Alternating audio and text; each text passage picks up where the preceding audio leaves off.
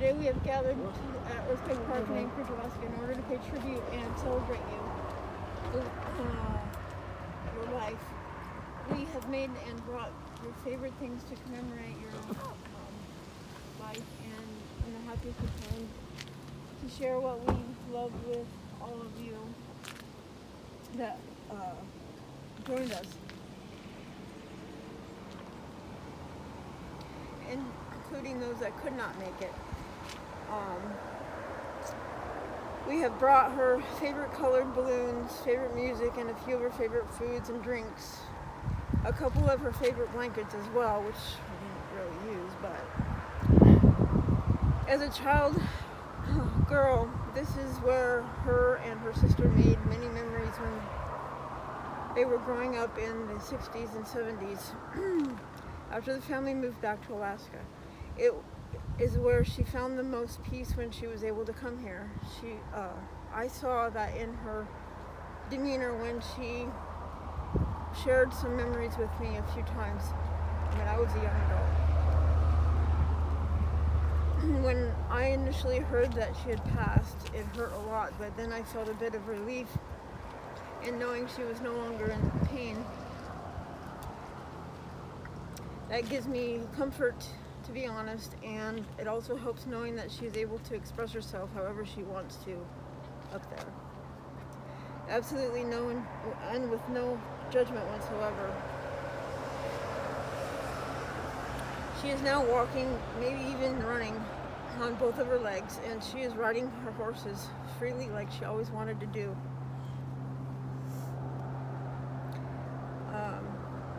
Along with her sister Peggy. She is now the happiest she's ever been with animals, including the pets that have crossed over with them around her. She would continue to wonder to herself, did I skip a page? Okay. She would continue to wonder to herself as we walked away from conversing with her, how the interaction impacted us from that moment on. However, we didn't realize until much later for ourselves, if at all after the if at all. Well, if you need to use your glasses, use your glasses. I know. I don't know why you took them off. They were fogging up. Oh. We knew she heard every word and watched every moment, even if she didn't understand at the time what we were really trying to say to her. Mm-hmm. She is likely understanding and realizing it all now, though, and I can feel it in my heart that she's truly at peace with how she presented herself to each and every one of us that she interacted with. She understands it all perfectly now. I know that even if she and I didn't get along all the time, she still loved me unconditionally and wanted only the best for me and her grandchildren. I have to mention also that they love and miss her just as much, if not more than I do. Always have and always will. They are truly what lit up her world like no other. I feel her heart more now than I ever have before, and I can guarantee that she is the one that wanted and needed me to say this here. That is how she showed me her true heart when I witnessed her interactions with them. It is all of those memories that gives me even more peace of mind and the most comfort of all. One other thing I need to say here is that when I say the numbers 143 or 1432, I am not only saying it to them, which my kids know what that means, but I am also now saying it to her. It means I love you, or I love you too. That is how I know we will always stay connected and together from now on. After I myself became an adult and a parent, I saw how flustered she got with me, but I did my best at keeping the peace with her because I was still learning just what it meant to maneuver through life as well. I knew in my heart that she struggled a lot more than I did at times, and I did not want to make her life difficult any more than it already was. I loved her too much to do that to her. I believe she knew that deep down that is all that I could do for her at any given time, whether we had to live with her or just interact with her. She was my only biological parent I ever had in my life that wanted to be there for and with me as I maneuvered through life. I'm also sure that with her personality and how we each perceived it, it will help us remember how she would tell it like it is, no matter if we understood everything she was trying to say or not. She was relentless in trying to get her point across every chance and opportunity she could through the last days, weeks, and months. That's when I feel she knew it was nearing her time, because she was more observant of the things going on around her, including watching the people, the staff at Maple Springs. She even would roll her wheelchair down the halls and peek around the corners to see who or what was going on down the hall. It was adorable to witness at least once or twice, too. She knew what she was doing at those times, and mostly every other time, too. This made it seem like she was inspired by it all as she took in all of the activities. She was fascinated with everyone. The big picture to her was to feel like she was in control of what everyone was doing just by watching or supervising them. No one else really understood her like I did when it came to witnessing those antics of hers in those moments. Maybe except for Candace when we would visit her. It's what helped me truly see the love she had for everyone and everything around her, especially if no one else really did. I felt even more intensely each time we went our separate ways after visits or interactions with her, or even sometimes before she was moved there. A lot of times her silence spoke enormously to me, whether we were together or not. She had this undeniable ability to show her emotions through her facial expressions as well as with her eyes, as she gestured or spoke to her, as she spoke to you.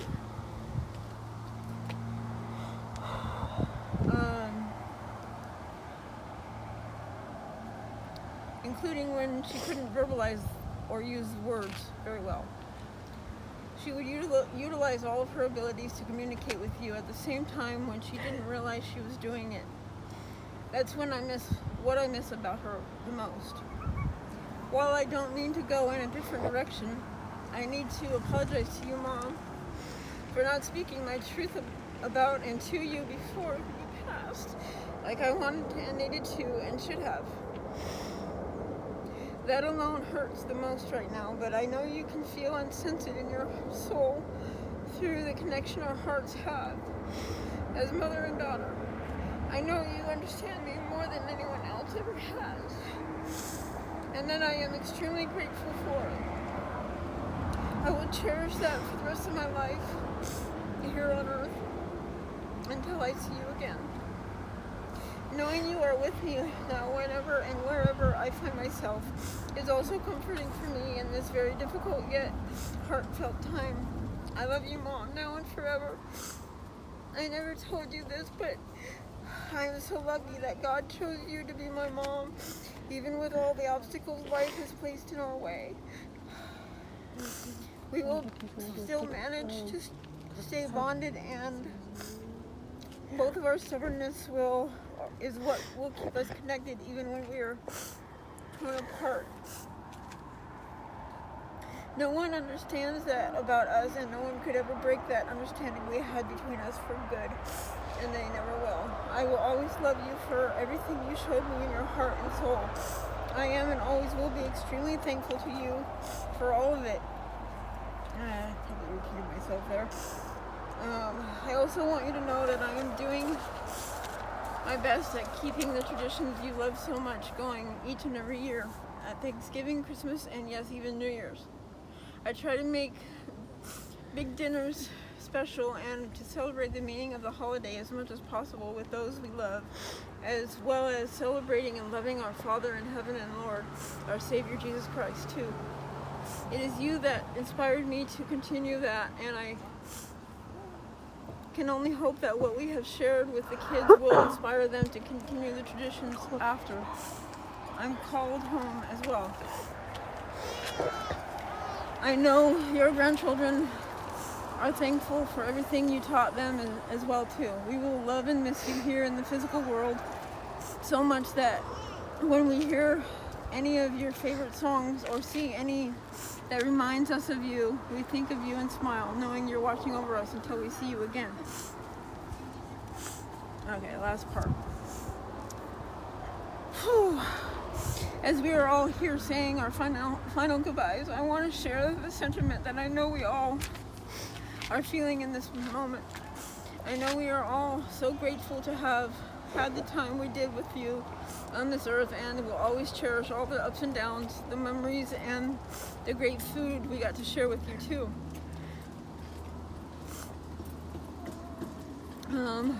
Until we see you again, your bright spirit and flailing arms again welcoming us into heaven with you will be not soon enough for me. Knowing that you will be at the gates waiting for each and every one of us, no matter what the circumstances are, is comforting, as well as whatever. In conclusion, I would like to also invite anyone else here with us today that would like to say a few words, which you're going to, right? Yeah. Okay.